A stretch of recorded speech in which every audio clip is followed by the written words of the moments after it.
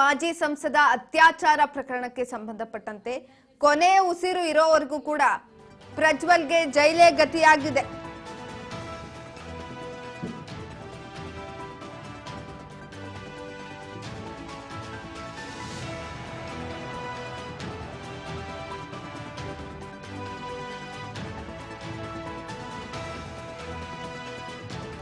H D. ದೇವೇಗೌಡರ ಕುಟುಂಬದಲ್ಲಿ ಇದೀಗ ಮೌನ ಕೂಡ ಆವರಿಸಿರುವಂತದ್ದು. ವಿಶೇಷ ಕೋರ್ಟ್ನಿಂದ ಪ್ರಜ್ವಲ್ಗೆ ಜೀವಾವಧಿ ಶಿಕ್ಷೆಯನ್ನ ವಿಧಿಸಲಾಗಿದೆ. ಜೀವನ ಪರ್ಯಂತ ಜೈಲಿನಲ್ಲಿ ಇರಬೇಕಾಗುತ್ತೆ ಪ್ರಜ್ವಲ್ ರೇವಣ್ಣ.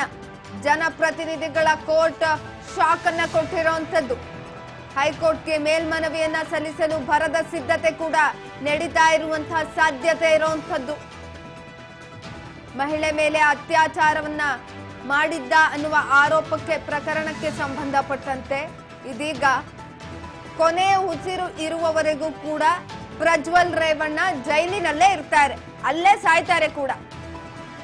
ಮಹಿಳೆ ಮೇಲೆ ಅತ್ಯಾಚಾರವನ್ನ ಮಾಡಿದ್ರು ಅಂತ ಮನೆ ಕೆಲಸದ ಆಕೆ ದೂರನ್ನ ಕೊಟ್ಟಿದ್ರು. ಆ ನಿಟ್ಟಿನಲ್ಲಿ ತನಿಖೆಯನ್ನ ಮಾಡಲಾಗಿತ್ತು. ಅದಾದ ನಂತರ ವಿಶೇಷ ಕೋರ್ಟ್, ಜನಪ್ರತಿನಿಧಿಗಳ ವಿಶೇಷ ಕೋರ್ಟ್ ಏನಿದೆ ಅದರಲ್ಲಿ ವಾದ ಪ್ರತಿವಾದವನ್ನ ಮಂಡನೆ ಮಾಡಿದ ನಂತರ ಪ್ರಜ್ವಲ್ ರೇವಣ್ಣ ಅಪರಾಧಿ ಅಂತ ಘೋಷಣೆ ಮಾಡಲಾಯಿತು.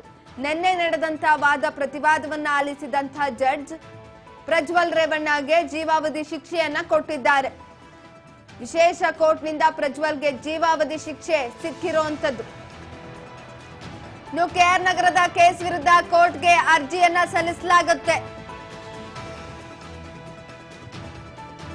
ಐತಿಹಾಸಿಕ ತೀರ್ಪನ್ನ ಪ್ರಶ್ನಿಸಿ ಹೈಕೋರ್ಟ್ಗೆ ಅರ್ಜಿಯನ್ನ ಸಲ್ಲಿಸುವಂತ ಸಾಧ್ಯತೆ ಇರುವಂತದ್ದು.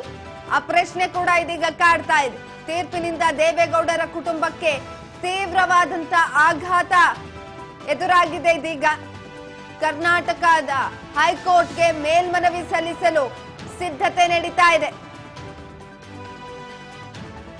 ತಮ್ಮ ವಕೀಲರ ಜೊತೆ ಎಚ್.ಡಿ. ರೇವಣ್ಣ ಸಮಾಲೋಚನೆಯನ್ನ ನಡೆಸ್ತಾ ಇದ್ದಾರೆ. ಹೈಕೋರ್ಟ್ಗೆ ಮನವಿಯನ್ನ ಸಲ್ಲಿಸಲು ಸಮಾಲೋಚನೆಯನ್ನ ನಡೆಸ್ತಾ ಇರುವಂತದ್ದು. ಹಾಗಾಗಿ ಇದೀಗ ಹೈಕೋರ್ಟ್ ಮೊರೆಯನ್ನ ಹೋಗುವಂತ ಸಾಧ್ಯತೆ ಇರುವಂತದ್ದು ಪ್ರಜ್ವಲ್ ರೇವಣ್ಣ. ಈಗ ಜನಪ್ರತಿನಿಧಿಗಳ ವಿಶೇಷ ನ್ಯಾಯಾಲಯ ಕೊಟ್ಟಿರುವಂತ ತೀರ್ಪನ್ನ ಪ್ರಶ್ನಿಸಿ ಹೈಕೋರ್ಟ್ ಮೊರೆ ಹೋಗಲು ಸಿದ್ಧತೆಗಳನ್ನ ನಡೆಸ್ತಾ ಇದ್ದಾರೆ. ಈಗಾಗಲೇ ದೇವೇಗೌಡರ ಕುಟುಂಬಕ್ಕೆ ತೀವ್ರವಾದಂತ ಆಘಾತ ಎದುರಾಗಿದೆ. ಈ ನಿಟ್ಟಿನಲ್ಲಿ ಜೀವಾವಧಿ ಶಿಕ್ಷೆಯನ್ನ ತಪ್ಪಿಸಿಕೊಳ್ಳೋದಕ್ಕೋಸ್ಕರ ಎಚ್.ಡಿ. ರೇವಣ್ಣ ಸಮಾಲೋಚನೆಯನ್ನ ನಡೆಸ್ತಾ ಇದ್ದಾರೆ ತಮ್ಮ ವಕೀಲರ ಜೊತೆಗೂಡಿ. ಕೆಆರ್ ನಗರದ ಕೇಸ್ ವಿರುದ್ಧ ಕೋರ್ಟ್ಗೆ ಅರ್ಜಿಯನ್ನ ಸಲ್ಲಿಸಲಾಗುತ್ತೆ.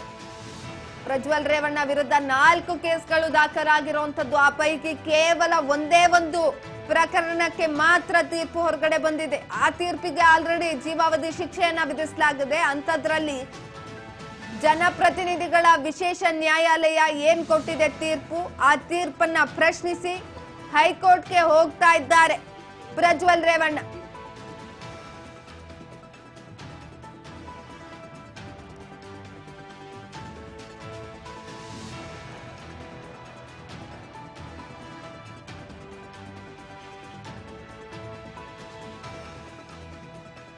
ಐತಿಹಾಸಿಕ ತೀರ್ಪನ್ನ ಕೊಟ್ಟಿದ್ದಂಥದ್ದು ಪ್ರಜ್ವಲ್ ರೇವಣ್ಣಗೆ ಇದೀಗ ಶಿಕ್ಷೆಯನ್ನ ವಿಧಿಸಲಾಗಿದೆ. ಇನ್ನು ಮಾಜಿ ಎಂಪಿ ಪ್ರಜ್ವಲ್ ರೇವಣ್ಣಗೆ ಜೀವಾವಧಿ ಶಿಕ್ಷೆಯನ್ನ ಕೊಟ್ಟಿರುವಂತದ್ದು. ಪ್ರಜ್ವಲ್ಗೆ ಕೈದಿ ನಂಬರ್ ಅನ್ನ ಕೂಡ ನೀಡಲಾಗಿದೆ. ಜೈಲಾಧಿಕಾರಿ ಕೈದಿ ನಂಬರ್ ಅನ್ನ ಕೊಟ್ಟಿರುವಂತದ್ದು. ಮಾಜಿ ಎಂಪಿ ಪ್ರಜ್ವಲ್ ರೇವಣ್ಣಗೆ ಈಗಾಗಲೇ ಜೀವಾವಧಿ ಶಿಕ್ಷೆಯನ್ನ ವಿಧಿಸಲಾಗಿದೆ. ಅದು ನಿನ್ನೆಯಿಂದನೇ ಆ ಶಿಕ್ಷೆ ಜಾರಿಗೆ ಬಂದಿದೆ. ಪ್ರಜ್ವಲ್ಗೆ ಕೈದಿ ನಂಬರ್ ಅನ್ನ ಕೂಡ ಜೈಲಾಧಿಕಾರಿ ಕೊಟ್ಟಿದ್ದಾರೆ. ಮಾಜಿ ಸಂಸದ ಅತ್ಯಾಚಾರಿ ಪ್ರಜ್ವಲ್ಗೆ ಕೈದಿ ನಂಬರ್ ಅನ್ನ ಕೊಟ್ಟಿರುವಂತದ್ದು. ಪರಪ್ಪನ ಅಗ್ರಹಾರದಲ್ಲಿ ಸಜಾ ಕೈದಿ ನಂಬರ್ ಹಂಚಿಕೆಯನ್ನ ಮಾಡಲಾಗಿದೆ.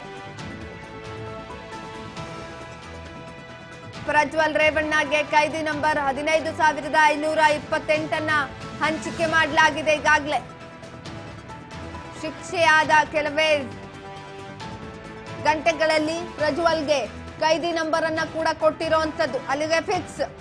ಸಾಯುವವರೆಗೂ ಕೂಡ ಪ್ರಜ್ವಲ್ ರೇವಣ್ಣ ಸೆರೆವಾಸದಲ್ಲೇ ಇರ್ತಾರೆ.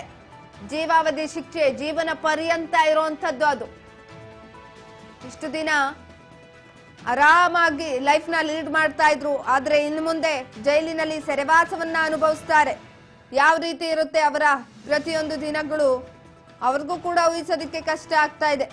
ತೀರ್ಪು ಯಾವಾಗ ಪ್ರಕಟವಾಯಿತು ಹಾಗೇನೆ ಪ್ರಜ್ವಲ್ ರೇವಣ್ಣ ಕಣ್ಣೀರನ್ನ ಇಡುತ್ತಾ ಹೊರಗಡೆ ಬರ್ತಾರೆ ಕೋರ್ಟ್ನಿಂದ.